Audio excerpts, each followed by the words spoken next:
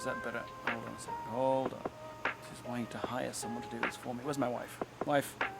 What is up, guys? Me again. I'm back again with another video about mental health. You getting bored yet?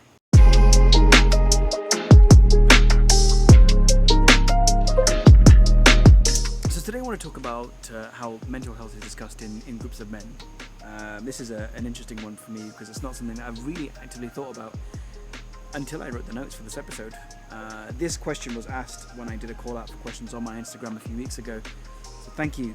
When I released the documentary about anxiety and I sent it to all my friends, typically I wouldn't have sent things about mental health to them, specifically my male friends. This is not something I would have really shared with them or discussed with them, but I thought, you know what, this is as good a time as ever to talk about things that you may not have known about me. So traditionally, this is something that would have been met with taunting and a bit of playful teasing.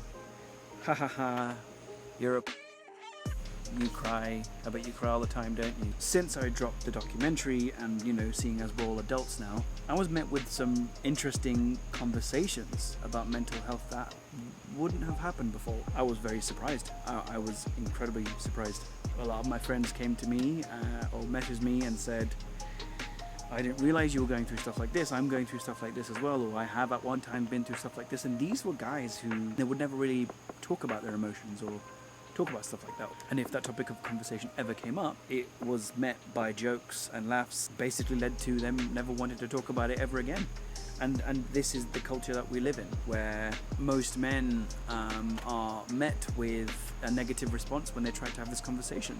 When you think about your friends, you think about the people who you can count on and the people you can have any kind of conversation with. And it's just unfortunate that so many men are in this situation or circumstance where they can't talk to their male friends about this kind of stuff. But that's starting to change. I think because we're in an age where there's so much exposure around what mental health is and what it does to men and what it does to people and what it does to everybody, that a lot more people are willing to talk about it, and that's fantastic. I guess my perception of what mental health is / was an interesting one, because growing up, it's about to get deep here, so just brace yourselves.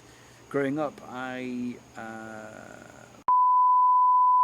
experienced a lot of bullying. Define that as you will. It's weird. I can talk about most things without getting uncomfortable, but this is one of the very few things that I can talk about, and it makes me feel uncomfortable. So so when I was experiencing this bullying, I was surrounded by dudes who showed your emotion or showed that you were scared, or it wasn't all right to be scared. It wasn't all right to be afraid. And these are the kind of guys who, if you cried in front of them, they would probably laugh, or they'll probably hit you or whatever. And so I guess that in combination with the culture that I grew up in, where men are supposed to be the providers and the protectors, and men are supposed to be quote unquote masculine, whatever that means. I recently recorded an episode of a podcast that I do. If you want to listen to that podcast, you can find the link to this podcast, Being Brown podcast, in the description of this episode, so you can listen to that. It is entitled Men's Mental Health in the South Asian Culture.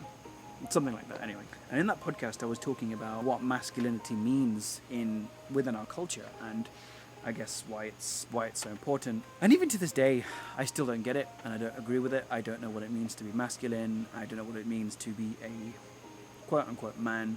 Being a man and talking about mental health with your friends usually ends in somebody calling you a pussy or making fun of the fact that you have emotions and you're basically a human being. And that, to me, it's heartbreaking. Heartbreaking to think that there are some kids out there who suffer from even more severe mental health than others, and if all they have in this world is to talk to their male friends about mental health, and then they get ridiculed for having emotions, it's a sad thought. It's a very sad thought. And so what I'd like to do is I'd like to invite an open conversation about mental health. I'm going to leave my email in the description of this podcast.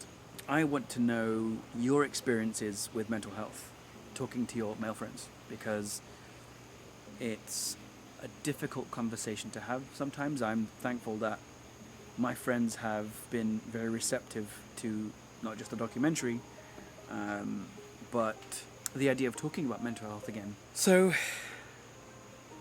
well, that was a heavy episode even for me. So I thank you for listening. I thank you for watching this episode, guys. Even women, I want you to share with me your thoughts about this topic, because it's not something that we discuss in circles of men. We've started to do that even more now. We've started to increase that, which is great, but it's not done enough. So we need to make a change. We need to make that change.